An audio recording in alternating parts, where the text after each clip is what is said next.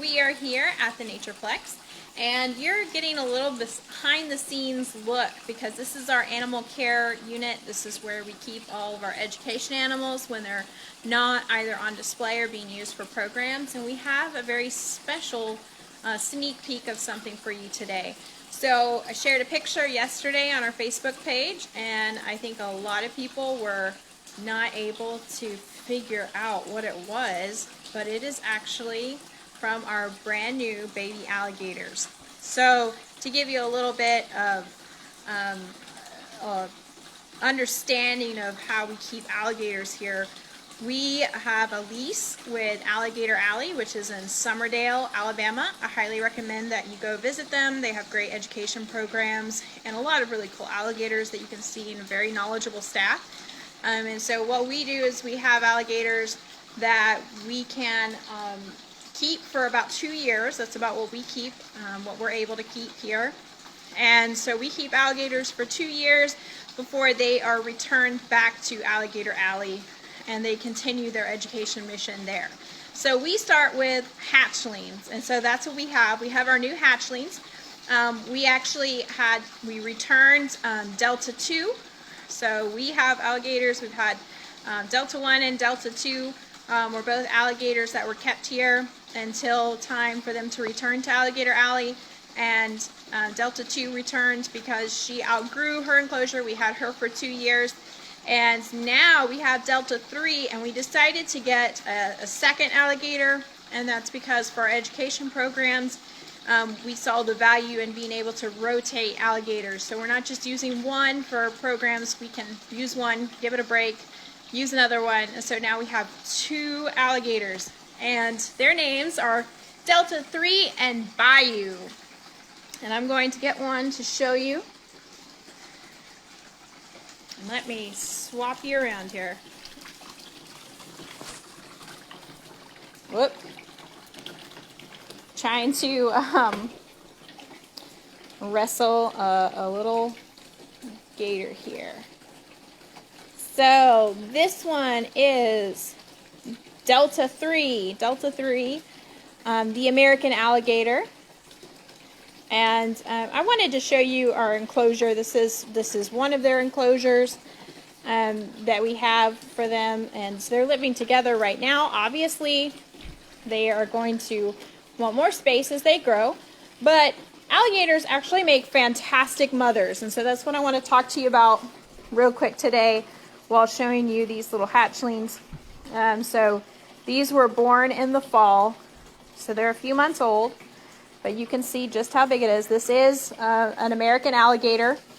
So it's not a caiman or anything like that. If this is a male, and we don't know if it's male or female, but males can on average reach between 10 and 15 feet long. So that's, if this is a male, that's what it could turn into. Obviously, because of that, these guys make terrible pets. And because they outgrow their enclosures, and they can become very, very strong. Even at this size, this is a pretty strong alligator, and so I'm holding him pretty securely to make sure he doesn't slip from my grasp. And he does have quite the little teeth, and can still, it's not going to be too bad at this point, but even while he's here at the Nature Center, just in the 2 years that we'll have this individual, that bite strength will grow, their teeth will get longer, and even their tail, a lot of their size is made up of their very strong, very powerful tail, and that tail can do some damage in itself. So American alligators make wonderful mothers. They guard their nest. Once they've built their nest and laid their eggs, they'll stand by and guard their nest.